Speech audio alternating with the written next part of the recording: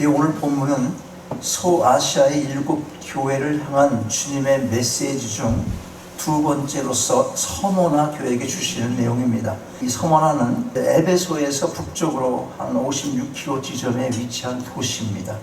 이곳에 어떻게 교회가 세워졌는지는 분명하지 않습니다.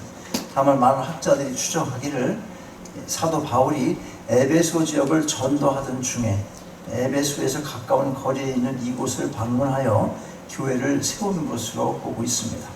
서머나 교회는 극심한 박해와 고난 중에도 믿음을 잃지 않고 순교적 신앙을 지켰던 교회였습니다. 이게 특징적인 교회입니다. 힘든 핍박이 있었고 박해가 있었고 환란이 있었지만 잘 견뎌냈던 그런 모범이 되는 교회입니다.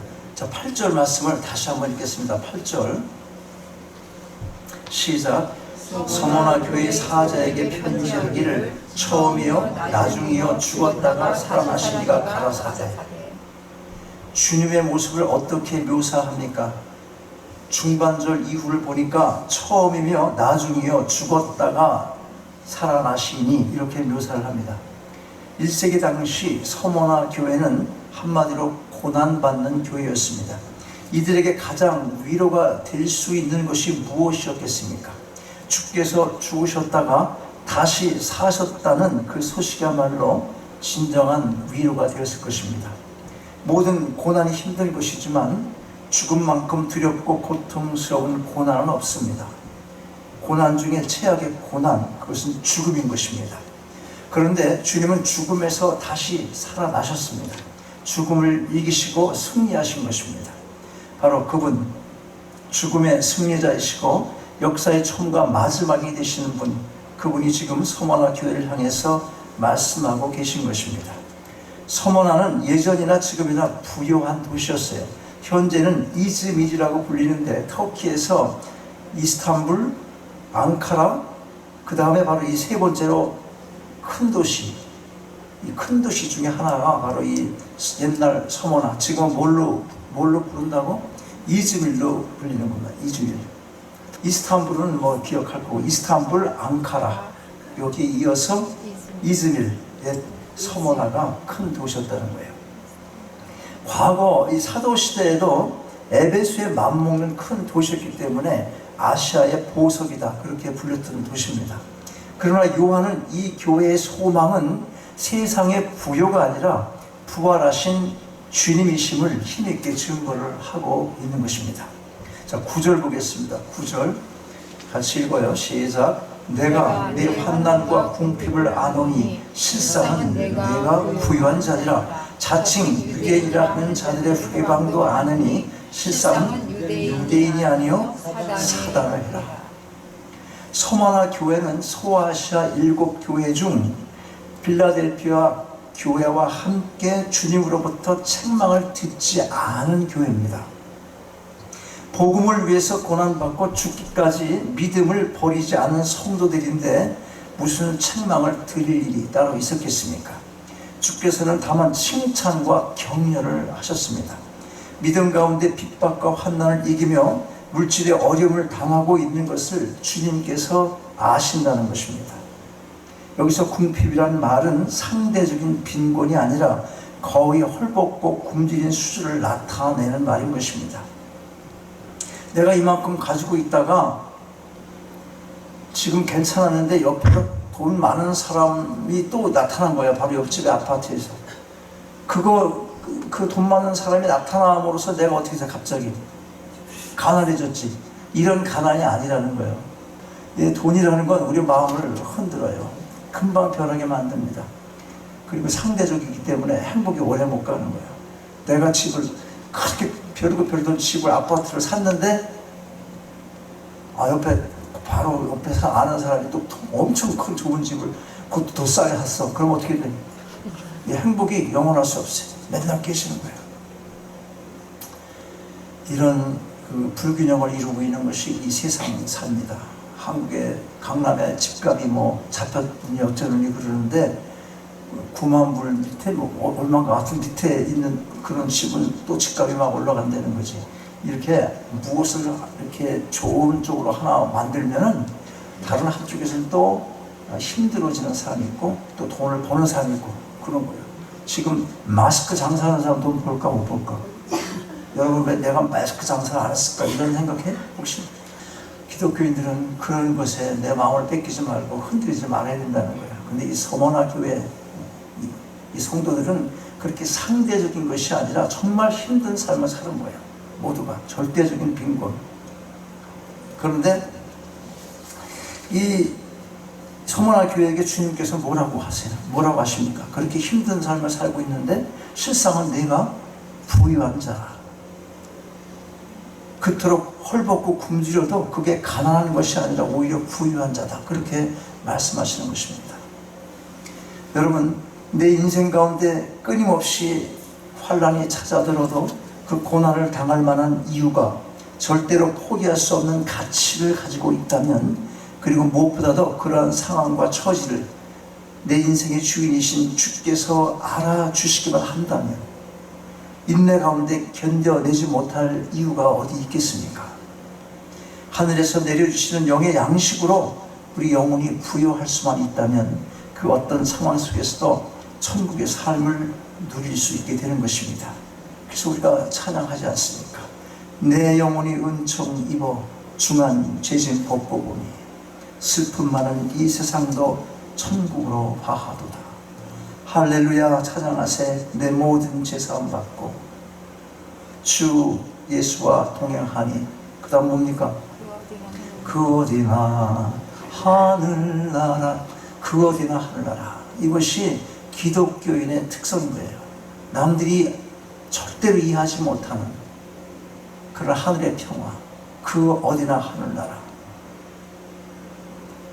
그런데 여러분, 서머나 교회가 주님으로부터 책망을 들을 만한 문제는 없었지만 한 가지 권면은 필요했습니다. 같이 읽겠어요. 10절입니다. 10절 시작. 내가 장차 받을 고난을 두려워 말라. 볼지어다 마귀가 장차 너희 가운데서 몇 사람을 옥에 던져 시험을 받게 하리니 너희가 10일 동안 환난을 받으리라. 내가 죽도록 충성하라. 그리하면 내가 생명의 멸류관을 주리라. 앞으로 있을 고난, 그 환난이 얼마 동안이라고 합니까? 보니까 10일 동안. 여기서의 10일 동안이라는 말은 길지 않은 일정 기간을 나타내는 말입니다. 주님은 이 기간 동안의 고난을 예언하시면서 죽도록 충성하라고 권면을 하십니다. 이제까지 고난 속에서 힘들게 순교적 믿음을 지켜온 교회에게, 아까 동영상 봤죠? 사자에게 던져지는 겁니다. 엄청난 핍박이잖아요. 저걸 즐겨서 그리스도를 잡아가지고 던진 거예요. 사자의 밥이 되게 한 거예요. 그렇게 힘들게 순교적 믿음을 지켜온 교회에게 이제 되었다. 너에게 더 이상 이제 이런 고난은 없을 거야. 이런 위로의 말이 아니라 오히려 죽도록 충성하라고 합니다. 아직 아니라는 거야. 더 심한 고난이 온다는 겁니다. 핍박이 온다는 거예요. 이제 그 고난과 궁핍 가운데 힘들게 견뎌왔지만 이제부터 더 어려운 상황이 오니까 죽기를 각오하라. 우리 같으면 어떤 반응을 보일 것 같습니까? 이윽고 주님께서 예언하신 그 절정의 날이 왔습니다.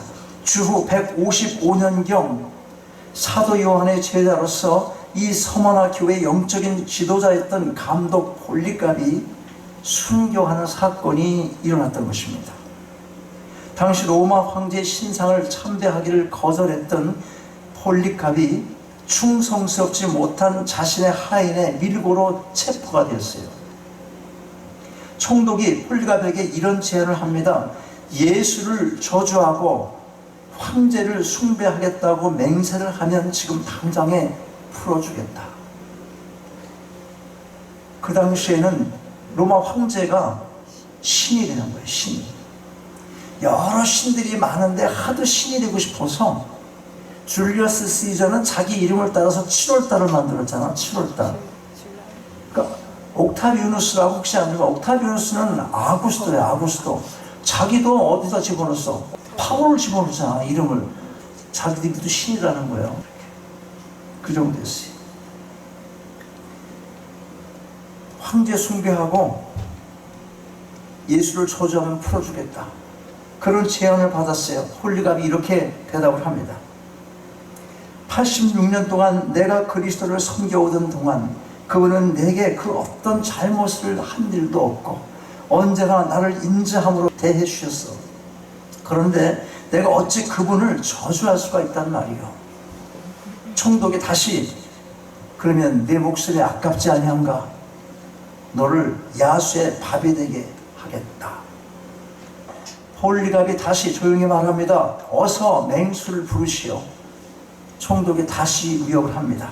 내가 맹수를 두려워 아느니 너를 불태우겠다. 그랬더니 다시 홀리갑이 말합니다.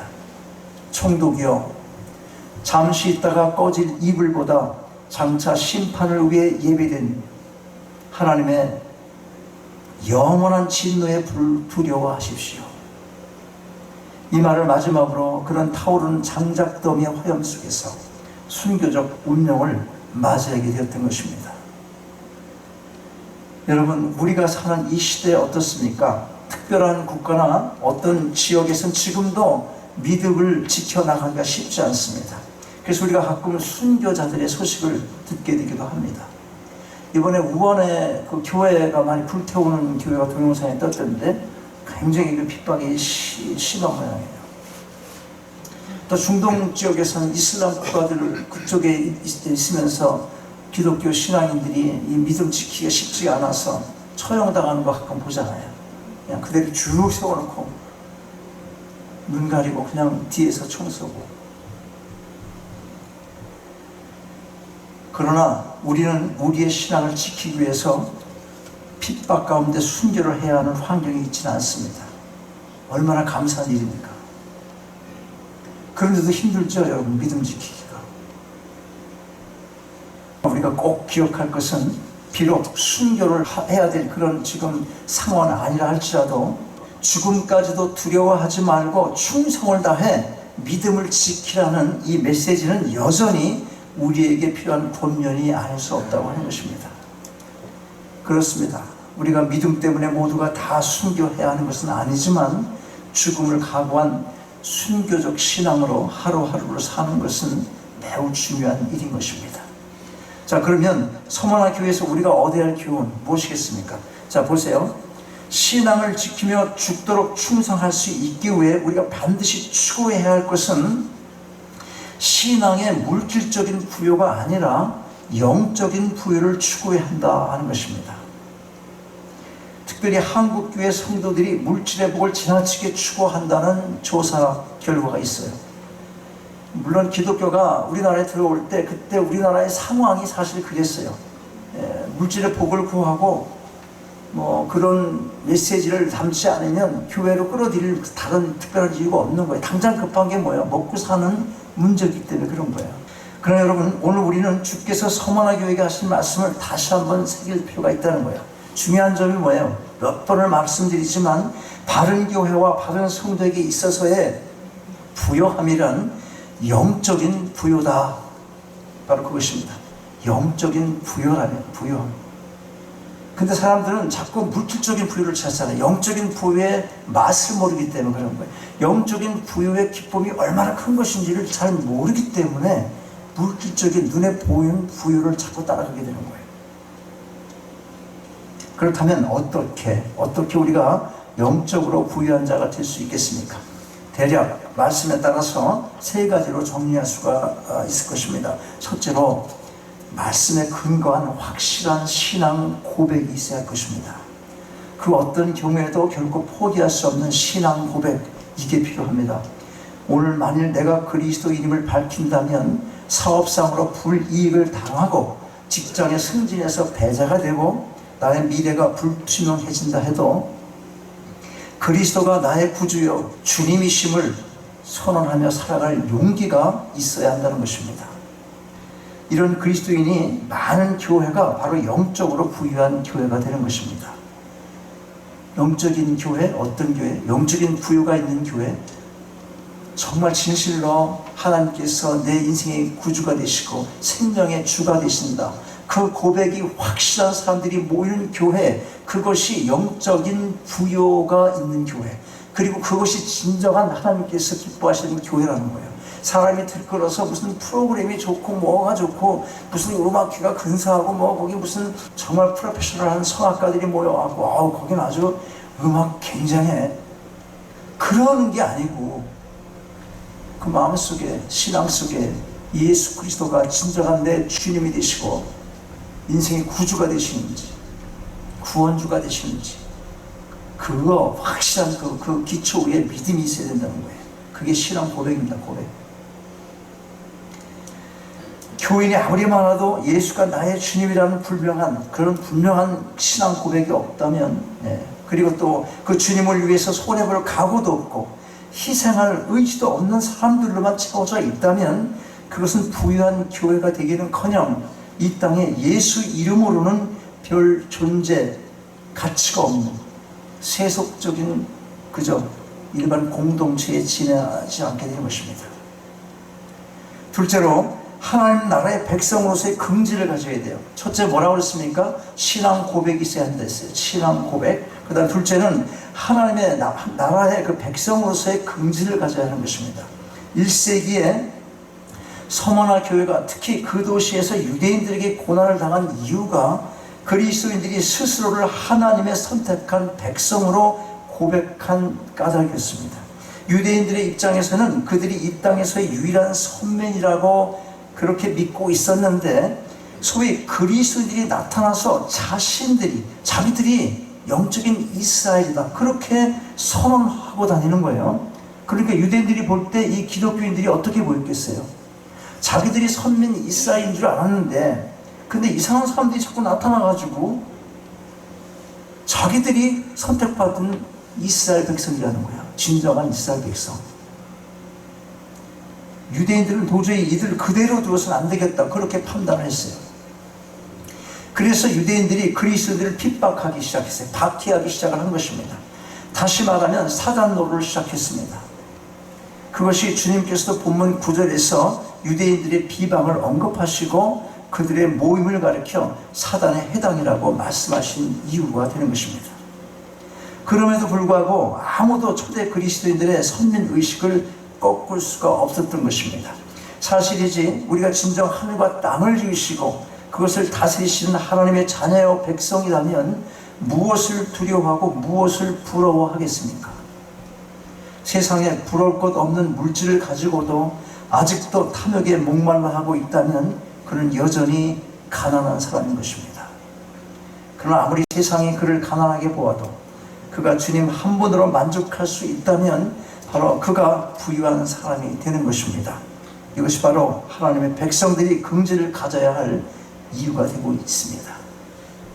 우리나라의 가장 부자였던 사람이 병원에서 휠체어 타고 다니는 거 봤어요? 못 봤어요? 큰 기업을 운영하던 사람들 나중에 어떻게 돼? 걷지도 못하고 밖에도 못 나가고 휠체어 타고 병원에 있잖아요. 병원에. 집에서 좀 가난하게 살아도 라면이라도 끓여서 먹고 밖을 쳐다볼 수 있는 사람이 좋아? 저 높은 병원에 앉아갖고 병원 음식 주는 거 그것도 떠먹지도 못하고 간호원이 주는 거 그게 좋아? 어떤 걸 선택하시겠습니까? 우리가 늙어서 힘이 없어서 병원에 가도 그 사람이 느꼈던 그런 생각하지 않습니다. 하늘 소망 바라보면서 영원한 하나님의 기쁨을 거기서 느낄 수 있게 되는 거예요. 중요한 것, 이 본질을 항상 기억해야 합니다. 그게 바로 죽음 이후의 삶을 바라보는 신앙이라는 거예요. 죽음 이후의 삶을 바라보는 신앙을 가져야 하는 것입니다. 세 번째예요, 이게.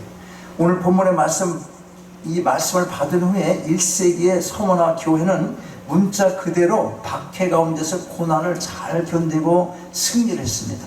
폴리갑 감독의 순교 이후로도 교회는 고난을 잘 견디고 계속 복음 전파의 사명을 감당해냈습니다. 그 이유가 어디 있겠어요? 어디 있었겠습니까? 그것은 교회에 약속된 소망을 바라보고 있었기 때문에 그래요. 무슨 약속인가요? 10절 보세요. 10절. 죽도록 충성하면 뭐라고 그래요? 거기서 주께서 뭘 약속해 주십니까? 생명의 시작. 네, 그들은 이 언약을 붙들고 있었을 것입니다. 죽도록 충성하면 생명의 멸류관을 주리라. 또 11절에서 이기는 자에게 주시는 약속이 있어요. 11절 보세요. 둘째 사망의 해를 받지 아니하리라.